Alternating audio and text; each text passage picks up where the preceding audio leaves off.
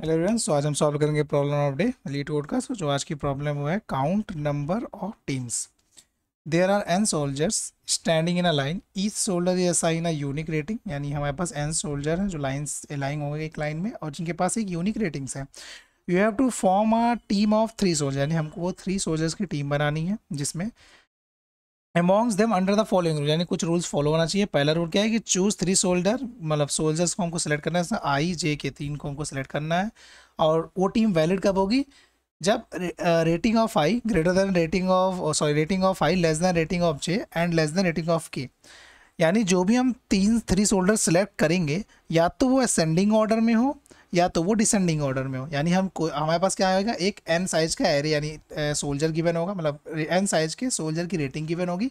हमको उनमें से थ्री रेटिंग को चूज करना है, या तो वो असेंडिंग ऑर्डर में होंगे या तो वो डिसेंडिंग ऑर्डर में होंगे। ठीक है, तो हमको ऐसे बताना है, it the number of teams you can form given the condition, यानी हम कितने नंबर ऑफ टीम्स को फॉर्म कर सकते हैं इस कंडीशन का यूज़ करके। आप समझते हैं कंस्टेंट हमको n जो है 10⁻³ दे रखा है, 10⁻8 हमारा 1 सेकंड होता है, यानी 10⁻3 इंटू 10⁻3 यानी अप्रॉक्स 10⁻6 हुआ। यानी इसकी एक्सपेक्टेड और 10⁻8 करने के लिए इसमें हम एक बार और 10 यानी एक बार हम लॉग एन से मल्टीप्लाई करेंगे तो अप्रॉक्स 10⁻8 रीच कर जाएगा। यानी हम जो भी अप्रोच सोचें या फिर जो भी हम कोड लिखें उसकी कॉम्प्लेक्सिटी मैक्सिमम कितनी होनी चाहिए, n square into log n होनी चाहिए। ठीक है, हमने यहाँ पर कंस्टेंट को एनालिसिस कर लिया। अब एग्जाम्पल समझते हैं, क्वेश्चन बेसिकली क्या कह रहा है। तो यहाँ पर से रेटिंग हो गई 2 5 3 4 1। तो अब हम इस में से अगर हमको थ्री सोल्जर सेलेक्ट करना हो, या तो वो असेंडिंग ऑर्डर में होंगे या तो डिसेंडिंग ऑर्डर में होंगे। तो सबसे पहले हम सेलेक्ट कर लेते हैं टू। अगर हम टू सेलेक्ट कर लिए देन उसके बाद हम थ्री सेलेक्ट कर लिया, फोर सेलेक्ट किया, तो ये क्या है हमारे असेंडिंग ऑर्डर में, जो कि एक वैलिड है। यानी वैलिड, अगर ये वैलिड हमारा एरे है तो इसको काउंट कर लेंगे। ठीक है, अब अगर हम फाइव सेलेक्ट कर लें, फोर सेलेक्ट करें वन, तो ये भी एक, ये डिसेंडिंग ऑर्डर में तो ये भी एक वैलिड है। 5 3 1 ये भी एक डिसेंडिंग ऑर्डर में तो ये वैलिड है। तो यानी कितने काउंट हो गए, थ्री। तो यहाँ पास थ्री ऐसे हम वैलिड एरे बना सकते हैं। इसका आउटपुट क्या आएगा, थ्री, जो कि क्या कर रहा है, गिवन कंडीशन को सेटिस्फाई कर रहा है। यानी हम कोई भी नंबर थ्री सेलेक्ट करें या तो असेंडिंग ऑर्डर में होना चाहिए या तो डिसेंडिंग ऑर्डर में होना चाहिए। ठीक है, अब इसको सॉल्व करने के लिए हमारे माइंड में सबसे पहले अप्रोच आता है कि सबसे पहले हम क्या करते हैं, एक नंबर सेलेक्ट कर लेते हैं। जैसे मान लेते हैं हमने टू सेलेक्ट कर लिया, अब नेक्स्ट नंबर हम वो सेलेक्ट करेंगे। जैसे कि अब इसको जस्ट एक एग्जाम्पल समझते हैं, मतलब इस गिवन एग्जाम्पल से मैंने यहाँ पे टू सेलेक्ट कर लिया। अब हमारे पास पॉसिबिलिटीज़ क्या है, टू को हटाने के बाद अब आगे जो भी मान लेते भी हम असेंडिंग ऑर्डर में कर रहे हैं, असेंडिंग ऑर्डर में, तो हमारे पास पॉसिबिलिटी क्या है कि टू के आगे जितने भी नंबर हो मतलब टू से ग्रेटर होने चाहिए। तो कौन कौन से हैं, थ्री है, थ्री भी है, फाइव है, फोर है। ठीक है, ये हमारे पास पॉसिबिलिटीज़ है। तो अब हम क्या करेंगे, इस पॉसिबिलिटीज़ को अब इनमें से वन सेलेक्ट करेंगे और फिर हम सेकंड इंडेक्स पे फिल करेंगे, फिर उसके बाद चेक करेंगे हमारे पास पॉसिबिलिटी क्या, फिर हम थर्ड इंडेक्स पे ऐसे फिल करेंगे। तो अगर हम एक एक करके ऐसे फिल करें तो ऑब्वियस सी बात है ये तो बहुत ज़्यादा कंपटीशन ले लेगा। पहले हम फर्स्ट यूज़ करेंगे, फिर उसके बाद हम चेक करेंगे कि सेकंड में जो फिल करें वो फर्स्ट वाले को, मतलब फर्स्ट वाले को तो ग्रेटर देन होना चाहिए या तो लेस देन होना चाहिए, या तो सेंडिंग ऑर्डर में होना चाहिए तो डिसेंडिंग ऑर्डर में होना चाहिए। तो पहले चाहे जब हम पहला फिल करेंगे तो कोई कंडीशन नहीं होगी, लेकिन जब हम सेकंड फिल करेंगे तो फर्स्ट के रिस्पेक्ट में फिल करेंगे, और जब हम थर्ड फिल करेंगे तो हम सेकंड के रिस्पेक्ट में फिल कर रहे होंगे। यानी यहाँ पर क्या हुआ, डिपेंडेंसीज बढ़ जा रही है। यानी यहाँ पर अगर जो भी हम फिल करेंगे वो एक दूसरे के ऊपर डिपेंड कर रहा है। तो इसका अल्टरनेट अप्रोच क्या है, अगर हम स्टार्टिंग ना फिल करके हम इस तरीके से सोचें कि अगर हम मिड वाले को फिल करें, यानी अगर हम एक सोल्जर ऐसा चूज करें, मिड सोल्जर को अगर हम सेलेक्ट कर लें, तो हमारे पास क्या होगा, अगर हमको उसको असेंडिंग ऑर्डर में कन्वर्ट करना है तो उसके लेफ्ट हमारा स्मॉल होना चाहिए और राइट हमारा लार्ज होना चाहिए रेटिंग। और अगर हम उसको डिसेंडिंग ऑर्डर में करना है तो लेफ्ट में लार्ज होना चाहिए, राइट में स्मॉल होना चाहिए। यानी अगर हम सोल्जर, यानी हम सबसे पहले अगर मिड सोल्जर को फिल करें या फिर मिड सोल्जर को सिलेक्ट करें, तो हम ये काउंट कर सकते हैं कि हमारे लेफ्ट में कितने स्मॉल है उस पार्टिकुलर मिड वैल्यू से, लेफ्ट में कितनी स्मॉल वैल्यू है और राइट में कितनी स्मॉल वैल्यू है। तो हम ये तो यानी इसका जो भी हमारे पास सब एरे बनेगा वो वैलिड होगा, ये तो पक्का है, क्योंकि मिड हमारा क्या है, क्योंकि मिड के रेस्पेक्ट में हम लेफ्ट वैल्यू और राइट वैल्यू सेलेक्ट कर रहे हैं। तो हम क्या करेंगे, सबसे पहले मिड चूज करेंगे, फिर ये काउंट कर लेंगे उस पार्टिकुलर मिड से लेफ्ट में कितनी वैल्यू स्मॉल है और उसके राइट में कितनी वैल्यू लार्ज है। किसके लिए है, असेंडिंग ऑर्डर में, क्योंकि असेंडिंग ऑर्डर स्मॉल से लेकर लार्ज तक जाता है। और जब हम डिसेंडिंग ऑर्डर के लिए करेंगे तब हम मिड वैल्यू से जो लेफ्ट होगी हम ये काउंट करेंगे कितने लार्ज वैल्यू है और राइट में चेक करेंगे कितने स्मॉल वैल्यू है, किसके लिए, डिसेंडिंग ऑर्डर में। यानी हम सबसे पहले क्या करेंगे, मिड वैल्यू फिल करेंगे। ठीक है, उसके बाद हम काउंट कर लेंगे कितने स्मॉल है कितने कितने लेफ्ट में स्मॉल है या फिर राइट में कितने स्मॉल है, इस तरीके से हम काउंट कर लेंगे। अब इसको हम एग्जांपल से देखते हैं कि कैसे फाइंड करेंगे कि अगर मान लेते हैं हमारे पास काउंट भी मिल गया तो कितने पेयर्स बनेंगे। तो लेट सपोज हम ये इस वाले एरे में मैं 5 सेलेक्ट करता हूँ एज अ मिड, ठीक है, मैं 5 सेलेक्ट कर लिया। वैसे हम क्या करेंगे, मिड हम एक एक करके सबको सिलेक्ट करेंगे। फर्स्ट इंडेक्स को मिड सेलेक्ट करने का कोई मतलब नहीं होगा कि लेफ्ट में कोई वो एलिमेंट नहीं रहेगा। तो हम स्टार्टिंग कहाँ से करेंगे, इंडेक्स 1 से स्टार्ट करेंगे। सबसे पहले हम 4 सेलेक्ट करेंगे, ऐसे 5, ऐसा एक एक करके हम सबको मिड सेलेक्ट करेंगे और चेक करेंगे कितने हम पॉसिबिलिटीज़ बना सकते हैं। जैसे हमने यहाँ 5 सेलेक्ट किया, अब 5 सेलेक्ट किया तो इसके लेफ्ट में से छोटी वैल्यू कितनी है, 2 है। अब 5 के राइट में से बड़ी वैल्यू कितनी है, 2 है, क्योंकि हम अभी असेंडिंग ऑर्डर में चेक कर रहे हैं। असेंडिंग ऑर्डर में हम मतलब असेंडिंग ऑर्डर में हम अभी सब एरे फाइंड कर रहे हैं जो कि वैलिड हो किसमें, असेंडिंग ऑर्डर में। तो यानी लेफ्ट हमारा स्मॉल होना चाहिए, राइट हमारा बिग होना चाहिए। तो लेफ्ट में कितने स्मॉल है, 2, और राइट में कितने बिग है, 2। तो अब इससे कितने पेयर बनेंगे, तो सबसे पहले अगर हम 2 से स्टार्ट करें तो 2 से हम 5 सेलेक्ट कर लेंगे, 5 के बाद हम 6 सेलेक्ट कर लेंगे, एक पेयर ये बन गया। 2 से हम 5 सेलेक्ट कर लेंगे और 5 से हम 7 सेलेक्ट कर लेंगे, तो ये 2 पेयर हमारे बन गए, ठीक है। अब 4 से हम 5 सेलेक्ट कर लेंगे, फिर 6 सेलेक्ट कर लेंगे।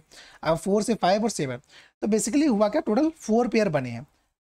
लेफ्ट भी काउंट 2 था और राइट भी काउंट 2 था। तो ये 4 आया कैसे, यानी लेफ्ट इंटू राइट, यानी जितने काउंट लेफ्ट में होंगे इंटू राइट कर दें तो हमको टोटल मिल जाएगा कितने पेयर, यानी कितने हमारे पास पॉसिबिलिटीज़ बनेगी कि जो कंडीशन को, जो हमारी गिवन कंडीशन को सेटिस्फाई कर देगी। यानी जो भी काउंट लेफ्ट होगा और जो भी काउंट राइट होगा उसको हम बस प्रोडक्ट कर देना है, ठीक है। तो हमारा अप्रोच समझ में आ गया होगा। हम क्या करेंगे, सबसे पहले मिड वैल्यू सेलेक्ट करेंगे, फिर काउंट करेंगे लेफ्ट में कितनी वैल्यू से स्मॉल है और राइट में कितनी बिग है, किसके लिए, असेंडिंग ऑर्डर में। और डिसेंडिंग के लिए क्या करेंगे, लेफ्ट में कितनी वैल्यू से बिग है और राइट में कितनी वैल्यू से स्मॉल है, ठीक है। फिर क्या करेंगे, जो भी काउंट आएगा उनका प्रोडक्ट करके हम काउंट में स्टोर कर देंगे, वही हमारा आंसर होगा। अब इसको कोड से इसको समझते हैं। सबसे पहले हम क्या किया, हमने एन साइज निकाल दिया रेटिंग के, ठीक है। अब हमारा काउंट जिसमें हमारा आंसर स्टोर होगा। अब हम क्या करेंगे, अब मिड के लिए हम एक फॉर लूप चला रहे हैं, ठीक है, जो कि स्टार्टिंग 0 से, आप 1 से भी कर सकते हो, कि 0 से कोई मतलब नहीं है, ठीक है। अब हम ये जो पार्टिकुलर कोड है ये हमारा क्या कर रहा है, सॉरी, ये पार्टिकुलर कोड ये असेंडिंग ऑर्डर चेक कर रहा है। कैसे, ये लेफ्ट में कितने स्मॉल है और राइट में कितने लार्ज, यानी मिड के लेफ्ट में कितने स्मॉल है, राइट में कितने लार्ज। उसके लिए कंडीशन क्या है कि जो भी हमारा मिड सेलेक्ट किए हैं वो बड़ा होना चाहिए रेटिंग ऑफ आई लेफ्ट के लिए। यानी ये पार्टिकुलर लूप किसके लिए चल रहा है, ये लेफ्ट के लिए चल रहा है। ये पार्टिकुलर लूप किसके लिए चल रहा है, राइट के लिए चल रहा है। यानी हम कुछ नहीं कर रहे हैं, लेफ्ट के लिए हम काउंट कर रहे हैं कितनी रेटिंग जो है उससे स्मॉल, मतलब मिड वैल्यू से कितनी ऐसी रेटिंग है जो उससे स्मॉल है, और ये चेक कर लेना है कि मिड वैल्यू से कितनी ऐसी रेटिंग है जो राइट में बिग है। तो जो भी इसका वैल्यू आएगा हम क्या करेंगे, उन दोनों का प्रोडक्ट काउंट में स्टोर कर देंगे। ऐसे ये हमारा किसके लिए था, ये हमारा था असेंडिंग के लिए। ऐसे हम सेम चीज़ करेंगे डिसेंडिंग के लिए, और फिर जो हमारा फाइनल आंसर आएगा उसको हम रिटर्न कर देंगे। इसी टाइम कॉम्प्लेक्सिटी क्या है, तो यहाँ पर एक n टाइम चल रहा है लूप, और अंदर वाला लूप भी एक तरीके से हम m टाइम चला रहे हैं। तो इसकी जो टाइम कॉम्प्लेक्सिटी बनेगी, टाइम कॉम्प्लेक्सिटी जस्ट इसी जो टाइम कॉम्प्लेक्सिटी वो क्या बनेगी, big of O N square. Space क्या, कोई एक्स्ट्रा स्पेस यूज नहीं हो रहा है, नहीं, बिग ऑफ ओ एन। कैसे पता चला इसी time complexity big of n square, क्योंकि ए भी एन टाइम चलेगा और अंदर लूप भी अप्रॉक्स एन टाइम्स तो चलेंगे ही चलेंगे। तो यानी टोटल टाइम कॉम्प्लेक्सिटी क्या होगा, big of O N square, और space complexity big of O N. अब इसकी एक सेकंड अप्रोच है, तो हमारा नॉर्मल अप्रोच। अब हम इसको डायनेमिक यानी डीपी बैक ट्रैकिंग से भी कर सकते हैं, रिकर्सन प्लस बैक ट्रैकिंग, और डीपी यूज करेंगे मेमोराइज करने के लिए उसको। तो इसका अप्रोच समझते हैं, इसको हम कैसे यूज़ कर सकते हैं, मतलब रिकर्सिव अप्रोच जो कि बैक ट्रैकिंग को फॉलो करेगी। तो जस्ट अब हम क्या करेंगे, क्योंकि रिकर्सिव अप्रोच और बैक ट्रैकिंग सबसे पहले हम चूज कर लेंगे कोई ना कोई। तो हम मान लेंगे कि हमने 2 को ले लिया, ठीक है। बैक ट्रैकिंग मतलब क्या होता है, रिकर्सन मतलब क्योंकि हम पहले सेलेक्ट करते हैं फिर चेक करते हैं। तो हमने क्या किया, 2 को सिलेक्ट कर लिया। अब हम राइट में, अब मान लेते हैं सबसे पहले हम असेंडिंग ऑर्डर के लिए करें। इसमें जो भी हम रिकर्सन करेंगे असेंडिंग डिसेंडिंग दोनों के लिए करेंगे, लेकिन हम सबसे पहले कर रहे हैं असेंडिंग के लिए। तो अब हमने 2 को सिलेक्ट कर लिया। अब 2 के बाद हमारे पास पॉसिबिलिटीज़ क्या है, 5 3 4 1। तो अब 2 से बड़ा है, क्योंकि अब हमने क्या किया, असेंडिंग ऑर्डर के लिए किया है, तो 2 से बड़ी एलिमेंट 5 है, ठीक है। 5 हमने सेलेक्ट कर लिया। अब 5 के बाद कोई बड़ा है क्या, नहीं, और हमको काउंट भी करना है, तो उसका काउंट अभी 1 है। अब यहाँ पे काउंट 2 हो गया था, लेकिन यहाँ पे कोई पॉसिबिलिटीज़ मिली, कोई 5 से बड़ा कोई नहीं है, तो यानी हम क्या करेंगे, बैक ट्रैक कर जाएंगे, ठीक है। बैक ट्रैक किए। अब 5 के बाद हम क्या सेलेक्ट करेंगे, 3 सेलेक्ट कर लेते हैं। अब फिर से काउंट 2 हो गया। अब 3 से आगे गए। अब 3 से हम 3 से बड़ा एलिमेंट चूज करेंगे, तो हमारे पास 4 है, ठीक है। जैसे अब 4 जैसे लगे तो काउंट 3 हो गया, क्योंकि हमको 3 सोल्जर का पेयर बना था, तो काउंट भी 3 हो गया। यानी हम काउंट को भी 1 इंक्रीज कर देंगे। और क्या, जैसे वो काउंट 1 इंक्रीज करेंगे फिर बैक ट्रैक कर जाएंगे। अब फिर चेक करेंगे 3 के बाद कोई और से बड़ी वैल्यू 4 को हटाने के बाद नहीं, कोई नहीं है, फिर आप 3 बैक ट्रैक कर जाएगा। तो हम अब कौन सेलेक्ट करेंगे, 4 सेलेक्ट करेंगे। अब सेम 4 के लिए भी कोई पॉसिबिलिटी नहीं मिलेगी। तो ऐसे क्या करेंगे, हम सबसे पहले असेंडिंग के लिए हर एक एक करके हम चेक करेंगे कि हम उसको वैल्यू को टेक नॉट टेक वाले कंडीशन कि हम उस वैल्यू को लेंगे या नहीं लेंगे। तो इस तरीके से हमारा ये रिकर्सिव प्लस बैक ट्रैकिंग वाला अप्रोच फॉलो होगा। इसका कोड देख लेते हैं। तो सबसे पहले हमने क्या किया, रेटिंग एंड साइज स्लाइस कर दिया, फिर हमने डीपी बनाया, स्लाइस मेमोराइज करने के लिए हमने स्लाइस किया हमने डीपी टेबल को। अब हमारा ये जो काउंट आंसर होगा ये अभी स्टार्टिंग हमारी स्लाइस 0 से करेंगे। अब हम एन टाइम्स लूप चलाएंगे, क्योंकि हम पहले 2 को सिलेक्ट करेंगे, फिर 3 को सिलेक्ट करेंगे, ऐसे जो भी हमारा एलिमेंट होगा सोल मतलब एरे के अंदर हम एक एक करके सिलेक्ट करेंगे। हम इसको तो लेंगे ही लेंगे, यानी हम जैसे 2 था स्टार्टिंग में, तो हम इसको हम ले लिए। अब इसको ले लिए और ये जो हमारा लास्ट ये काउंट बताएगा, यानी कितना अभी तक हमारा हमने एलिमेंट को सेलेक्ट कर लिया। ये हमारा रेटिंग आ रहा है, ये टोटल एन, और ये 0 मतलब हो गया कि हमारा असेंडिंग ऑर्डर, और 1 मतलब होगा डिसेंडिंग ऑर्डर। टाइप 0 मतलब असेंडिंग ऑर्डर, कि हमको असेंडिंग ऑर्डर में चाहिए या डिसेंडिंग ऑर्डर में चाहिए। तो अगर हम इसको सेलेक्ट कर रहे हैं, तो अगर हम कह रहे हैं कि हम 2 तो लेंगे ही लेंगे, तो हमको काउंट 1 तो मतलब काउंट तो 1 इंक्रीज करना ही पड़ेगा। ऑब्वियस सी बात है, क्योंकि हमारे पास एक एलिमेंट तो हमने सेलेक्ट कर लिया। अब हम क्या करेंगे, रिकर्सिव अप्रोच को रिकर्सन कॉल कर देंगे। अब ये करेगा अगर साइज 3 हो गया तो रिटर्न 1 कर देगा, अगर i = 1 के बराबर हो गया और साइज 3 नहीं है, मतलब कोई पॉसिबिलिटी नहीं पाया, तो रिटर्न 0 कर देगा। अभी तो मेमोराइजेशन ने यूज किया, अगर डीपी की वैल्यू हमारे पास ऑलरेडी हमने उसको कंप्यूट कर लिया, तो दोबारा कंप्यूट करने की जरूरत है नहीं। अब ये फॉर लूप क्या करेगा, जैसे हमने 2 सेलेक्ट कर लिया, जैसे हमारे पास आ रहा था 2 3 4 5, हमने 2 सेलेक्ट कर लिया और काउंट 1 कर दिया। अब ये फॉर लूप क्या करेगा, ये 3 से स्टार्ट करेगा। अब सबसे पहले चेक करेगा कि टाइप क्या था, तो यहाँ टाइप हमने बाय डिफॉल्ट 0 फॉल किया, मतलब कि हम असेंडिंग ऑर्डर में पहले चाहते हैं। तो ये कंडीशन चेक करेगा, अगर ये सेटिस्फाई हुई तो रिकर्सन कॉल कर देगा, अगर सेटिस्फाई नहीं हुई तो क्या करेगा, डिसेंडिंग ऑर्डर, मतलब सॉरी अभी तो टाइप 0 है, तो ये रिकर्सन कॉल करता रहेगा, यानी बाकी बची हर एक पॉसिबिलिटी के लिए ट्रैवर्स करके वैल्यू फाइंड करेगा। ठीक है, तो ये हमारा क्या होगा, recursive approach plus back tracking और डीपी इसमें यूज हुआ है, डीपी मेमोराइजेशन के लिए यूज हुआ है। इसकी टाइम कॉम्प्लेक्सिटी क्या है, टाइम कॉम्प्लेक्सिटी इसकी है बिग ऑफ n स्क्वायर, और हमने क्योंकि इसका इसमें एक एक्स्ट्रा स्पेस यूज किया है मेमोराइज करने के लिए, तो इसकी space complexity big of n। Time overall time complexity क्या होगी, बिग ऑफ n स्क्वायर, और स्पेस कॉम्प्लेक्सिटी क्या होगी, बिग ऑफ n।